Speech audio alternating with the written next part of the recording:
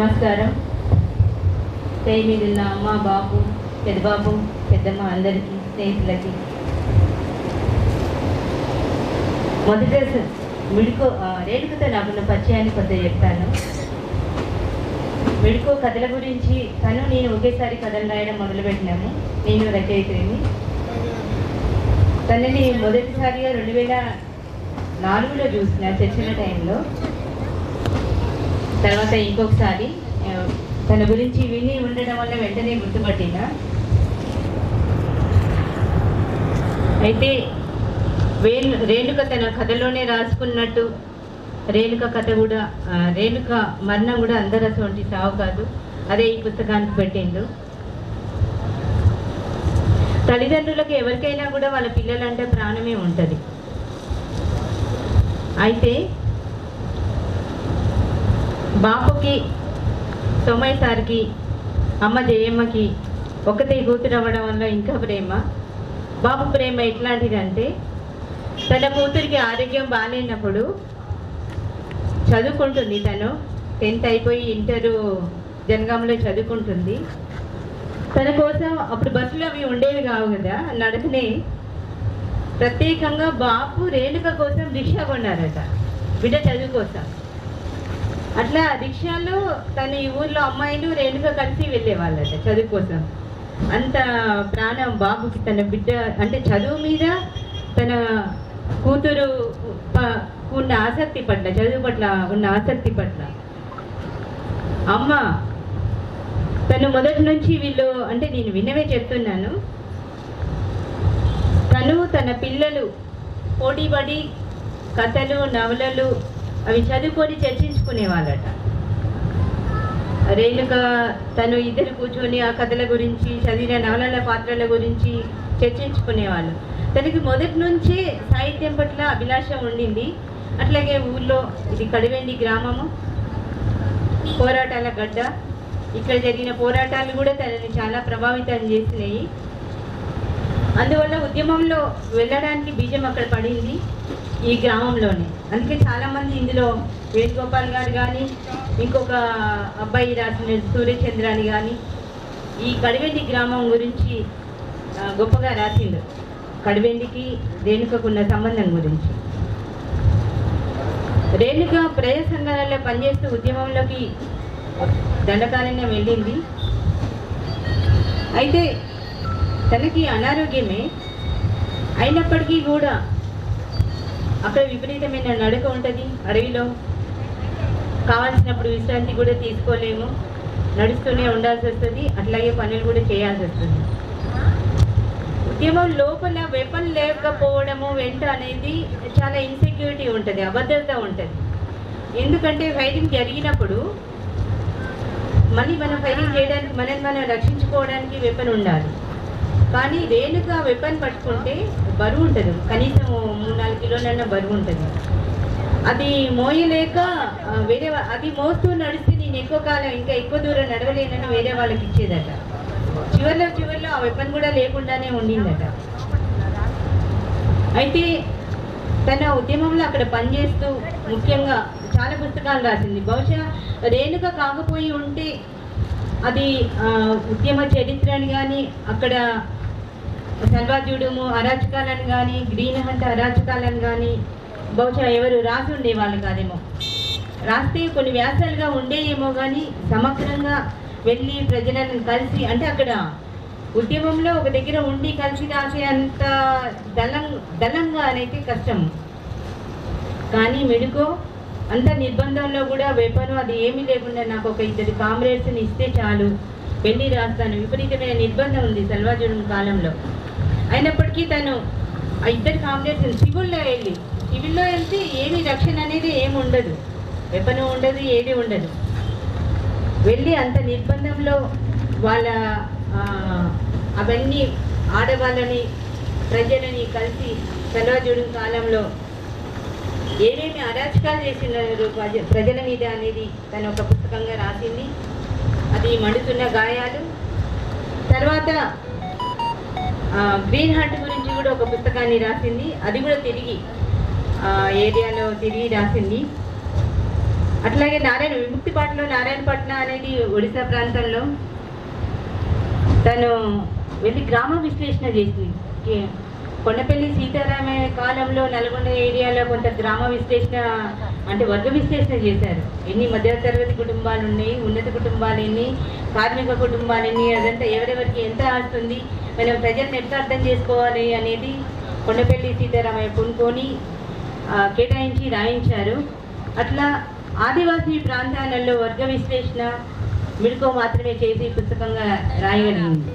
అక్కడ దళితులకి ఆదివాసులకి ఉన్న వైరుధ్యం ఏంటి, ఆదివాసీల మధ్య ఉన్న వైరుధ్యం ఏంటి, అది పుస్తకాలుగా రాసింది. కథల గురించి అయితే తను చాలా కథలు రాసింది. ఇది చదివి ఉన్నారు. అంతకుముందు మిడుకో మెట్ల మీద అనే ఒక పుస్తకం వచ్చింది, ఒక 18 కథలతో.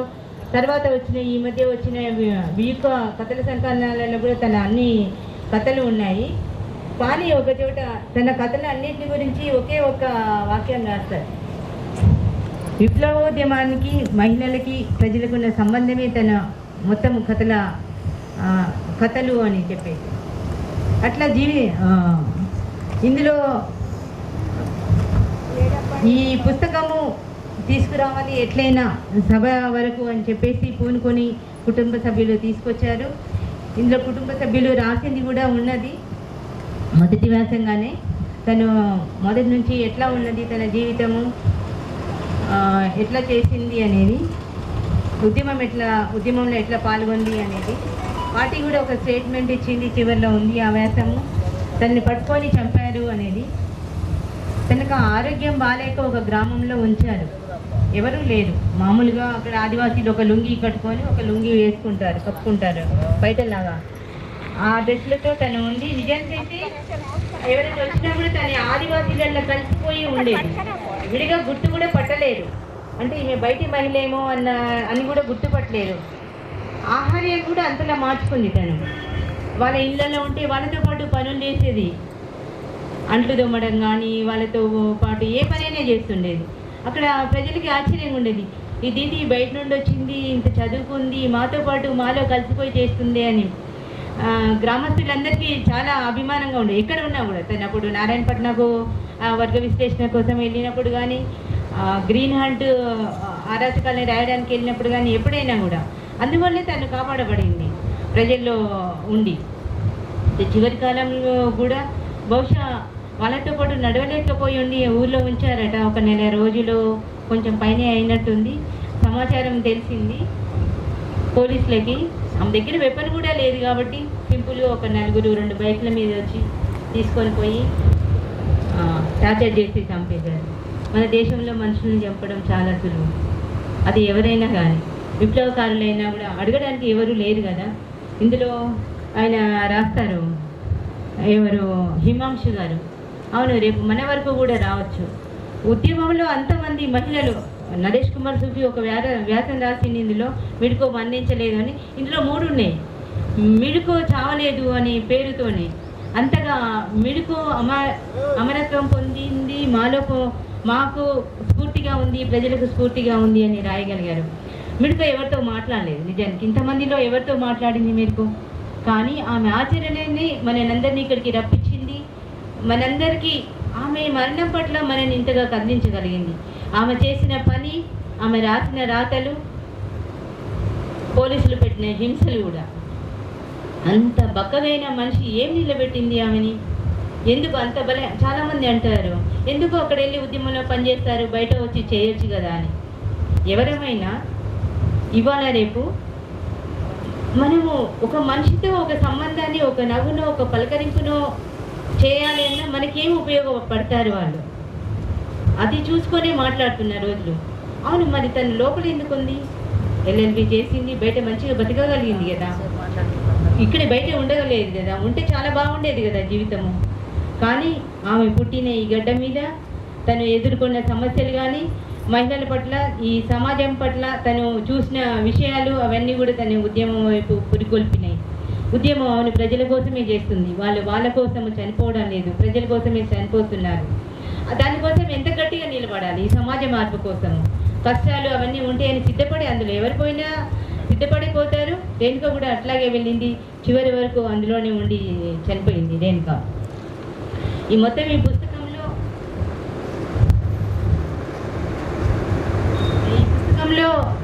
కుటుంబ సభ్యులది, అట్లాగే కొన్ని వ్యాసాలు ఉన్నవి, నాది ఒకటి, పానివి 2, తర్వాత వరలక్ష్మి, వేణుగారి, రమాసుందరి, కొంతమంది కవితలు ఒడిపోయిన శ్రీనివాస్ గారివి, సూర్యచంద్ర, ఇంకా నరేష్ కుమార్ సూఫీ, అట్లా కొంతమంది ఉన్నాయి.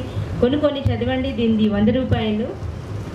ఈ పుస్తకం వీలైన వాళ్ళు కొన్ని చదవండి తప్పకుండా ఈ పుస్తకాలని. అయితే చివరిగా ఒక మాట చెప్పాలనుకుంటున్నా. ఇందులో ఒకటి మంచిది, ఒక సిద్ధార్థ అనే అతను ఒక మంచి స్పందించారు వెంటనే, నీలాగా చనిపోవడం మాకు ఎట్లా తెలుస్తుంది అని చెప్పేసి. ఒక్క నిమిషం, నేను అది చదవాలనుకుంటున్నా. ఎలా పోతుంది సిద్ధార్థి సుభాష్ చంద్రబోస్ రాశారు. ఇల్లు వాకిలి కన్నవాళ్ళు, పేరు ఊరు, చివరికి ప్రాణాలు, ఎన్నడూ మొహం చూడని అడవి మనుషుల కోసం ఎలా ఫలంగా పెట్టాలనిపిస్తుంది. చచ్చేటప్పుడు చిత్రహింసలు పడి చావాల్సి వస్తుందని, ఆ చావు ఎప్పుడు వస్తుందో తెలియదని తెలిసి ఎలా బ్రతికే ధైర్యం వస్తుంది. చనిపోయేలోగా నచ్చిన తిండి తినాలని, నచ్చిన దుస్తులు వేసుకోవాలని, నచ్చిన మనిషితో బ్రతకాలని అనిపించదా?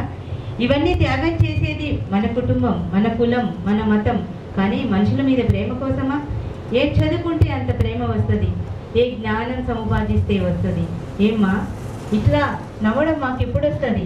ఇలా చనిపోవడం ఎట్లా నేర్చుకునేది? అవును కదా. రేణు చూస్తే అందరికీ అనిపించేది అది మనుషులల్లా. రేణు వాళ్ళ అమ్మతో అనేదట, నేను అలిగాను నీతో మాట్లాడాను అని. ఎప్పుడైనా తనే మాట్లాడేది, నేను అలిగాను మాట్లాడినట్టు తను మాట్లాడేది. అట్లా మనందరితో తను ఇప్పుడు మాట్లాడుతుంది. తను చనిపోలేదు. మన మనసులలో ఎప్పుడైనా గుర్తొస్తే తెలుసుకోండి, తన నుంచి స్ఫూర్తి పొందండి, తన సాహిత్యం చదవండి. వరలక్ష్మి ఒక చోట అంటే చాలాసార్లు వాళ్ళ కాలేజీలో చెప్పేదట, విరసం వరలక్ష్మి అంటే. అయితే మహిళా దినోత్సవం రోజు చాలాసార్లు మెడుకో రాసిన కథల గురించి చెప్పి, ఒక కథ గురించి పర్టికులర్గా అమ్మ కోసం అనే కథలో ఏంటంటే, మనం అమ్మ కోసం ఏం కొంటాం? ఏమైనా కొనాలనిపిస్తే ఓ మిక్సీ కొంటాం, లేకపోతే ఓ నగ కొంటాం, ఒక చీర కొంటాం. అమ్మ అంటే ఇంట్లో వస్తువు కాదు కదా. అమ్మకి ఇంట్లో వస్తువులేనా కొనేది? అమ్మకి అంటే ఒక రకంగా తనకి ఏమి కోరికలు ఉన్నాయో మనం తెలుసుకోవాలని కూడా ప్రయత్నించాం. అమ్మ కోరికలన్నీ ఒంటింటి కోరికలే అయి ఉంటాయని అనుకుంటాం. ఈ కాలంలో అమ్మతో తల్లి తన పిల్లల్ని కొద్దిగా ప్రేమగా తనతో మాట్లాడాలని అనుకుంటాను, లేదా ఏదైనా చదవాలని అనుకుంటుంది, లేదా ఎక్కడికైనా వెళ్ళాలని అనుకుంటుంది. మనం ఆ పని చేయడం లేదు. అమ్మ అంటే ఒక వెంటిట్లో వస్తువుగా చూస్తున్నాం కదా అని. ఎప్పుడు అంటే రేణుక కథలు అంతగా జనంలోకి వెళ్ళాయి. తను ఎక్కువ మహిళల గురించి రాసింది. అందులో ఉద్యమంలోకి ముందుకు వెళ్ళిన తర్వాత కూడా ఎట్లా ఉంటాయి అంటే తన కథలో ఒక సస్పెన్స్ ఉండాలనుకుంటారు. మొదటి నుంచి సస్పెన్స్ కొనసాగించాలి, చివరిలో తెలుస్తుంది. ఆ సస్పెన్స్ కోసం కథ అంతా చదవాలనుకుంటారు. కానీ మామూలు సంభాషణతో జరుగుతుంటాయి తన కథలు. అయినా కూడా అందులో సస్పెన్స్ ఏముండదు, కానీ చదివిస్తుంది. చివరిలో కానీ తెలుస్తుంది ఎందుకనేది. ఒక పంచాయతీ కానీ ఇంకేదైనా కానీ వాళ్ళు ఒక మాట మాట్లాడితే ఆ మాట వెనకాల మర్మం ఏంటిది అనేది కథలో చెప్తూ ఉంటుంది. చాలా సాధారణ భాషలో, మనం మాట్లాడుకునే భాషలో, తెలంగాణ లాంగ్వేజ్లో కూడా ఉంటాయి ఎక్కువ. ఆ కథలు అట్లా సాఫీగా సాగిన సస్పెన్స్ లేకపోయినా చివరికంట కూడా చదివిస్తాయి.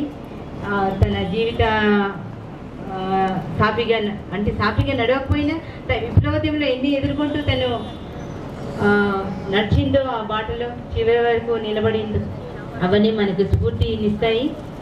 జోహార్ కామ్రేడ్ రేణుక, జోహార్ మెడ్కో.